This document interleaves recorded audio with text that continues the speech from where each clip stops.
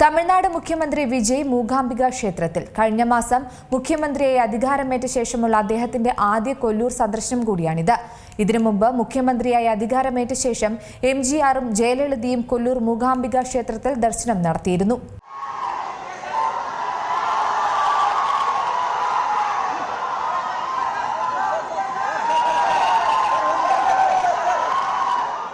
പ്രതിദിനം ആയിരക്കണക്കിന് ഭക്തരാണ് വിവിധ ദക്ഷിണേന്ത്യൻ സംസ്ഥാനങ്ങളിൽ നിന്നും കൊല്ലൂർ മൂകാംബിക ക്ഷേത്രത്തിൽ എത്താറുള്ളത്.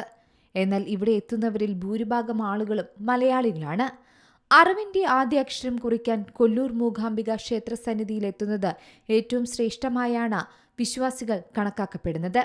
കർണാടകയിലെ ഉടുപ്പി ജില്ലയിൽ പശ്ചിമഘട്ടത്തിന്റെ പശ്ചാത്തലത്തിൽ സ്ഥിതി ചെയ്യുന്ന കൊല്ലൂർ മൂകാംബിക ക്ഷേത്രം ദക്ഷിണേന്ത്യയിലെ തന്നെ ഏറ്റവും പ്രധാനപ്പെട്ട തീർത്ഥാടന കേന്ദ്രങ്ങളിൽ ഒന്നു തന്നെയാണ്. തമിഴ്നാട് മുൻ മുഖ്യമന്ത്രിമാരായ എംജിആർ, ജയലളിത തുടങ്ങിയവരും അധികാരമേറ്റെടുത്ത ശേഷം ഈ ക്ഷേത്രത്തിലെത്തി അനുഗ്രഹം തേടി മടങ്ങിയിട്ടുണ്ട്. ആ പരമ്പരയിലേക്കാണ് ഇപ്പോൾ വിജയും എത്തിയിരിക്കുന്നത്.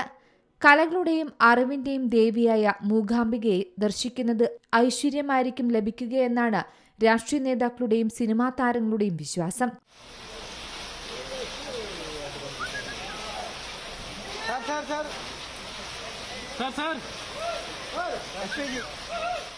ഇപ്പോഴിതാ തമിഴ്നാട് മുഖ്യമന്ത്രി വിജയ് കൊല്ലൂർ മൂകാംബിക ക്ഷേത്രത്തിൽ ദർശനം നടത്തിയിരിക്കുകയാണ്.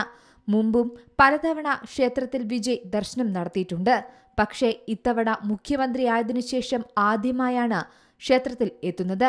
കനത്ത സുരക്ഷയാണ് മുഖ്യമന്ത്രി വരുന്നതുമായി ബന്ധപ്പെട്ട ക്ഷേത്രത്തിൽ ഒരുക്കിയത്. ഉച്ചതിരിഞ്ഞ് 3:30 അദ്ദേഹം ക്ഷേത്രത്തിലെത്തിയത്. തമിഴ്നാട് പോലീസിന്റെയും കർണാടക പോലീസിന്റെയും കനത്ത സുരക്ഷാ വലയമാണ് അവിടെ സജ്ജമാക്കിയിരുന്നത്. ക്ഷേത്രത്തിലെത്തിയ വിജയെ തന്ത്രിയുടെ നേതൃത്വത്തിൽ പൂർണ്ണകുംഭം നൽകി സ്വീകരിച്ചു.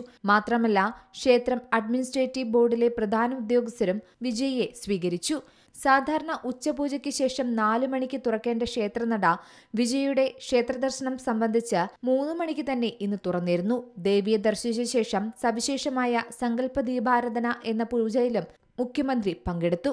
ദർശനത്തിനു ശേഷം ക്ഷേത്ര ഭാരവാഹികളുമായി സമയം ചെലവഴിച്ചതിനു ശേഷമാണ് അദ്ദേഹം മടങ്ങിയത്.